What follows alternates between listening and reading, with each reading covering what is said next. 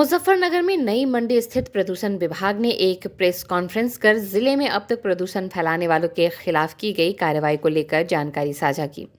प्रदूषण अधिकारी अंकित सिंह ने प्रदूषण विभाग द्वारा की गई कार्रवाई और खबरों को लेकर प्रेस वार्ता करते हुए बताया कि जिले के एनसीआर में आने के बाद लागू नियमों के आधार पर समय समय पर प्रदूषण विभाग कार्रवाई करता रहा है। इसी क्रम में प्रदूषण विभाग ने पिछले वर्ष भी शिकायत के बाद 5 फैक्ट्रियों को नोटिस दिया।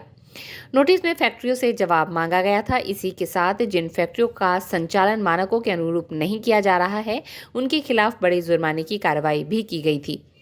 जिनमें पिछले वर्ष प्रदूषण नियंत्रण बोर्ड के क्षेत्रीय अधिकारी अंकित सिंह ने भोपा रोड स्थित सिद्ध बली पेपर मिल, सिल्वर स्टोन पेपर लिमिटेड के अलावा जानसठ रोड स्थित ओरिएंट पेपर मिल, शक्ति क्राफ्ट एंड टिश्यूज और महालक्ष्मी पेपर मिल की शिकायत मिलने पर जिलाधिकारी मुजफ्फरनगर को इनके खिलाफ कार्रवाई से अवगत कराया था और कार्रवाई की गई थी। बड़ा सवाल ये है कि पिछले कुछ दिनों से खतौली वासी मिल से निकलने वाले जहरीले पानी को लेकर परेशान है, जिस और प्रदूषण विभाग का कोई ध्यान नहीं है। अब ऐसे में प्रदूषण विभाग प्रेस वार्ता में अपने द्वारा की गई कार्रवाई की बात कर रहा है, तो आगे खतौली मिल पर कब तक वो अपनी निगाहें टेढ़ी करेगा, ये देखने वाली बात होगी। स्ट्रीट बस के लिए मुजफ्फरनगर से आशीष कुमार की रिपोर्ट। क्षेत्रीय अधिकारी प्रदूषण नियंत्रण बोर्ड मुजफ्फरनगर और शामली,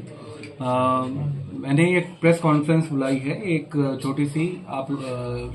सभी को ये अवगत कराने के लिए कि जो हमारा जो क्षेत्रीय कार्यालय है प्रदूषण नियंत्रण बोर्ड का मुजफ्फरनगर का, इसमें वर्तमान में गंगा नदी, हिंडन नदी और काली नदी पे जो कार्य हमारे द्वारा किए गए हैं, उद्योगों पे जो कार्रवाई की गई है, किस तरह से हमने प्रयास किया है हिंडन नदी और काली नदी में जो उद्योग हैं उनसे प्रदूषित प्रवाह ना निकले, जो नदी है उसकी शुद्धता बनी रहे। गंगा नदी में ऐसे क्या प्रयास किए गए हैं जिससे कि जो समय समय पे कभी कभार ये सूचना मिलती थी कि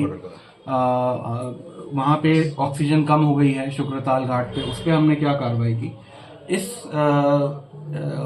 रीजन से मैंने सोचा कि जो कार्रवाई हमने अभी विगत कुछ माह में की है उससे अवगत कराया जाए।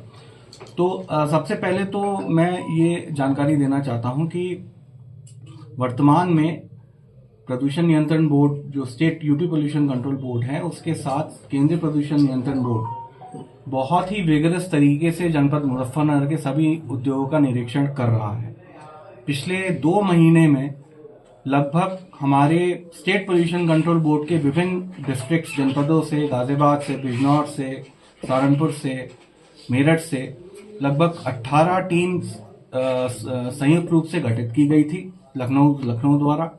केंद्रीय प्रदूषण नियंत्रण बोर्ड ने अपनी लगभग 8 से 9 टीम्स बनाकर यहाँ पे डिप्यूट की थी, जिनका ये मेन उद्देश्य था कि उनके द्वारा सभी उद्योगों का,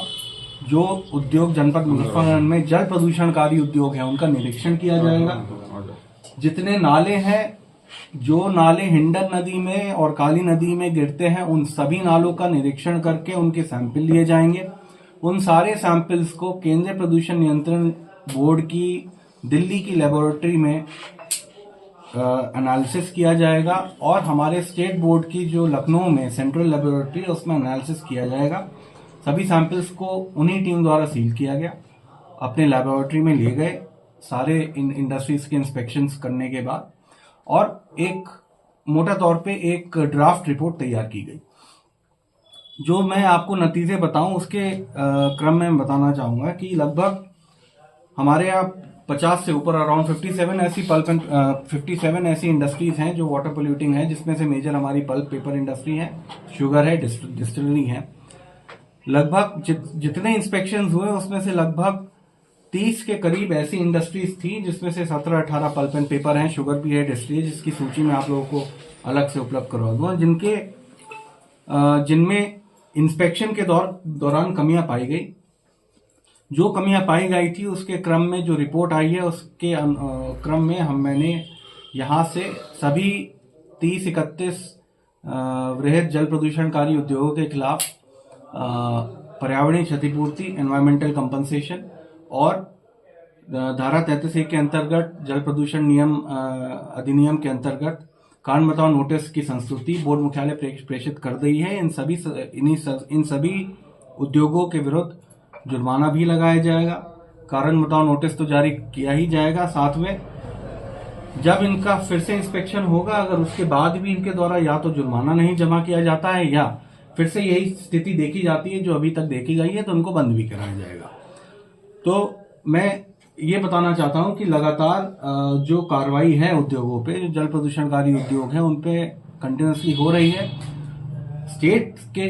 तरफ से ही नहीं, इवन सेंटर की तरफ से बहुत ज्यादा। अच्छा, एक और इसमें एक चीज मैं आपको बताऊं